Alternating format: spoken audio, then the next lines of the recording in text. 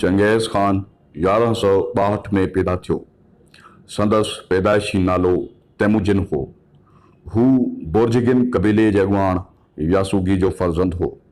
संदसि वालदा जो नालो हौलिन ख़ातून हुयो। जॾहिं तैमुजिन जनमु वरितो त संदसि हथ में ॼमियल रत जो टुकड़ो पकड़ियल हो, जंहिं ते कंहिं बुज़ुर्ग राय ॾिनी त हीउ शख़्स अज़ीम जंग जो अॻुवाण थींदो। पर चंगेज़ जी शुरूआती ज़िंदगी तॾहिं मुसीबतुनि जे वर चढ़ी वई जॾहिं संदसि वालिद खे दुश्मन तातारिन ज़हर ॾेई क़त्ल करे छॾियो। वालिद जे क़त्ल खां पोइ 10 सालनि जे तैमुजिन जी अॻुवाणी कंहिं बि न क़बूली, बल्कि संदसि समूरी मिल्कियत ते कब्ज़ो करे वरितो ऐं संदसि घराणे खे तड़े कढियो। जॾहिं तैमुजिन जी वालदा हौलिन ख़ातून कबीले जे नए सरदार खे गद्दारी जो तानो ॾिनो त सरदार नंढड़े तैमुजिन खे क़त्ल करण जी कोशिश कई। मंगोलनि में रिवाज हो त अगरि छोकिरो घोड़ा गाॾी जे फीथे जे कद जेतिरो आहे त क़त्ल करे सघिजे थो, पर तैमुजिन जो कद उन खां नंढो निकितो, उन करे बची वियो। तैमुजिन ऐं संदसि आकह झंगली मेवनि ऐं मच्छी ते गुज़ारो कंदा रहिया। कुझु वक़्त बाद तैमुजिन वरी क़ैदी बणायो वियो, जिते हिकु ॻरो तोक संदसि ॻिची में पयल हूंदो हो। पर हू सख़्त तकलीफ़ुनि बाद उतां भॼी निकिरण में कामयाब थी वियो ऐं जॾहिं हू 16 सालनि जो थियो त हिन बोरते नाले छोकिरीअ सां निकाह कयो। शादी बाद जॾहिं हू ज़ाल समेत वापसि आयो पए त संदसि मरहूम वालिद जे दुश्मन कबीले मथसि हमिलो करे संदसि नई कुंवार खे अगवा करे वरितो।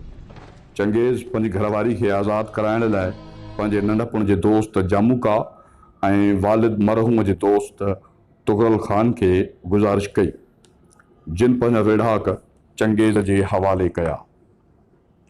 चंगेज़ हिननि सां गॾिजी दुश्मन कबीले खे क़त्ल करे पंहिंजी घरवारी बोरते ख़ातून खे बाज़ियाब कराए वरितो।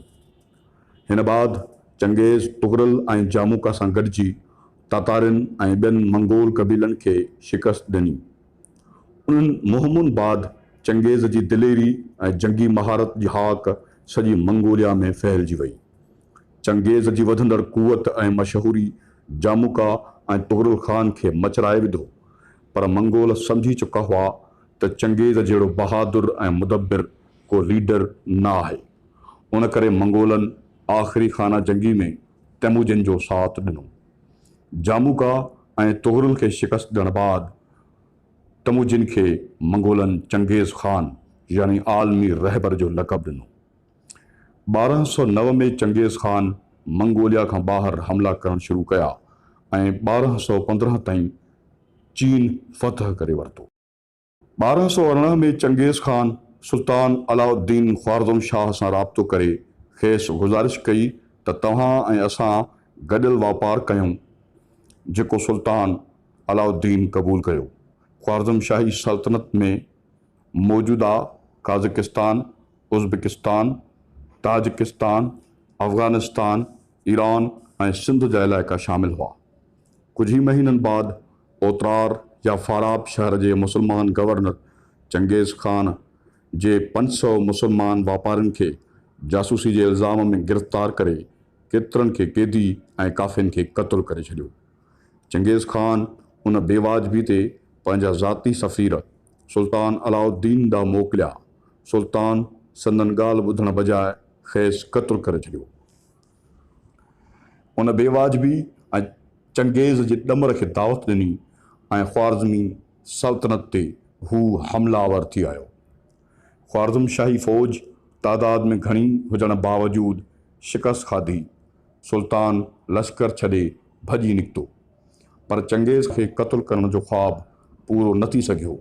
सुल्तान मुसलसल लिकंदो रहियो तां संदसि मौत हिकु जज़ीरे ते एतिरी ग़ुर्बत में थियो जो संदसि कमीज़ ई संदसि कफ़न बणी। सुल्तान अलाउद्दीन जी ॻोल्हा लाइ मंगोल खिवा, बुखारा, समरकंद समेत तमामु शहर फ़तह करे वरिता। होॾां सुल्तान जो शेर दिल ऐं मुदब्बिर पुटु जलालुद्दीन मुहम्मद ख़्वारज़म शाह मुसलमान फ़ौजुनि खे गॾु करे मंगोलनि सां ज़बरदस्त लड़ायूं लड़ंदो रहियो, पर बुखारा शहर ॿाहिरां खून रेज़ लड़ाईअ खां पोइ मुसलमाननि मंगोलनि हथां शिकस्त खाधी। चंगेज़ बुखारा खे बाहि ॾियारे छॾी ऐं 30,000 माण्हू हिक ई ॾींहं में क़त्ल कराए छॾिया। जलालुद्दीन बामियान में अफ़गान विढ़ाकनि सां गॾिजी मंगोलनि खे इब्तिदाई शिकस्तूं ॾिनियूं ऐं चंगेज़ जी ख़ैमे ताईं पहुची वियो।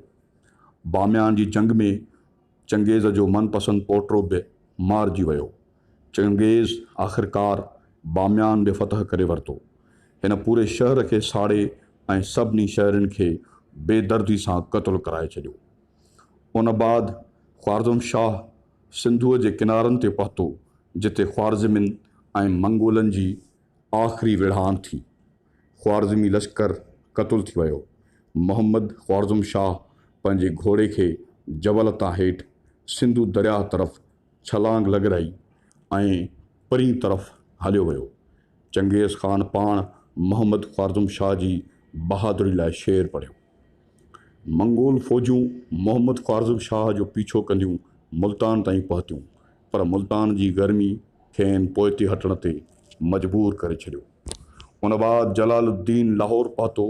हिन खोखरनि सां गॾिजी इर्द गिर्द जा इलाइक़ा फ़तह कया, पर सुल्तान दिल्ली अल्तमश मथस काहे आयो। ख़्वारज़म शाह लाहौर मां भॼी निकितो, पर हिन रस्ते में उच्च ऐं सिंध खे ताराज कयो ऐं ईरान में वञी साह पटियाईं। होॾां चंगेज़ पोड़ो थी चुको हो ऐं पंहिंजी गादीअ जे हंध काराकोरम में रही लश्कर मोकिले रहियो हो। चंगेज़ जा लश्कर कोरिया खां वठी शाम ऐं रूस खां वठी सिंधूअ जे किनारनि ताईं फ़ातिह रहिया। चंगेज़ सिर्फ़ु खूनख्वार जंगजू न, पर हिकु मुदब्बिर सियासतदान, मेरिट जो भरजलू, मज़हबी रवादारी जो क़ाइल ऐं जदीद आलमी तिजारत लाइ राह हमवार कंदड़ रहनुमा हुयो। चंगेज़ 1227 में फ़ौत थियो, पर हिन जी औलाद मुसलसल इलाइक़ा फ़तह कंदी रही।